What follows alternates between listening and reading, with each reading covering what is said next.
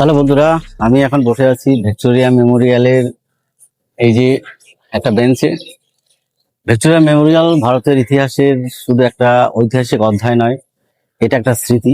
1901 সালে রানী ভিক্টোরিয়া মারা যাওয়ার পর তৎকালীন ভারতের ভাইসরয় লর্ড কার্জন এই রানী ভিক্টোরিয়ার স্মৃতির উদ্দেশ্যে এই ভিক্টোরিয়া মেমোরিয়ালে স্থাপনা শুরু করেন। এই স্থাপনা 1906 সালে শুরু হয়েছিল 1921 সাল পর্যন্ত।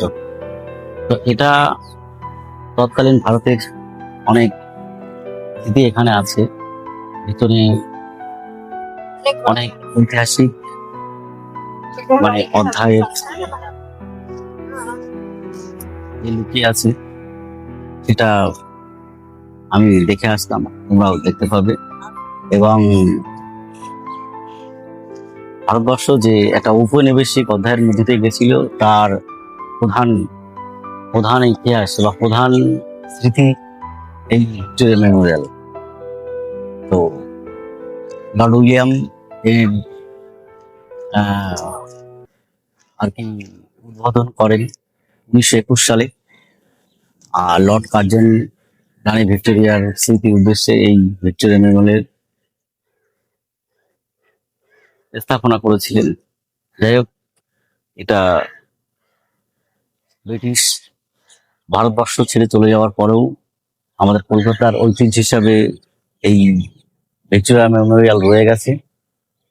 আজকে এসছি, আগেও এসছি দুবার, আর আজকে এসে তোমাদের সামনে এর ইতিহাস একটু তুলে ধরলাম।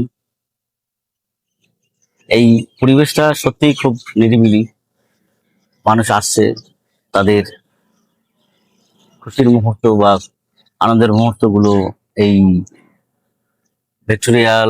ভিক্টোরিয়া মেমোরিয়ালের যে গার্ডেন, সেই গার্ডেনে তারা শো করছে এবং স্মৃতি হিসেবে নিয়ে যাচ্ছে।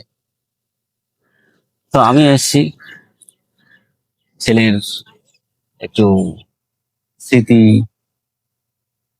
বা ইতিহাস দেখানোর জন্য, যে ভারতবর্ষে এটা হয়েছিল এবং ব্রিটিশরা এটা তৈরি করেছিল। ছেলেকে একটু বোঝালাম, বললাম। যাই হোক, কি আর বলবো, তোমরাও আসো। আজকে একটু গরম পড়েছে হালকা হালকা, আবার ঝিরিঝিরি একটু বৃষ্টিও হচ্ছে এবং হালকা রৌদ্রও আছে। আজকের ওয়েদারটা একদম মিলেমিশে একাকার। এদিকে বৃষ্টি, এদিকে মেঘলা, এদিকে আবার রৌদ্র, আবার এদিকে হালকা হালকা বাতাস হচ্ছে। দেখতেই তো পাচ্ছ, মোটামুটি সব মিলিয়ে একটা রোমাঞ্চকর ওয়েদার। সামনে শীতের সময় আসলে একটু বেশি ভালো লাগে। আজকে একটু পুরো গরমের সিজন তো, আজকে আসার কোনো প্রোগ্রামই ছিল না, কিন্তু আসতে হলো ছেলের জন্য। যাই হোক, চলো ভিডিওটা শেষ পর্যন্ত দেখো এবং দেখাচ্ছি যে ভিক্টোরিয়া মেমোরিয়ালের আশেপাশে কেমন পরিবেশ।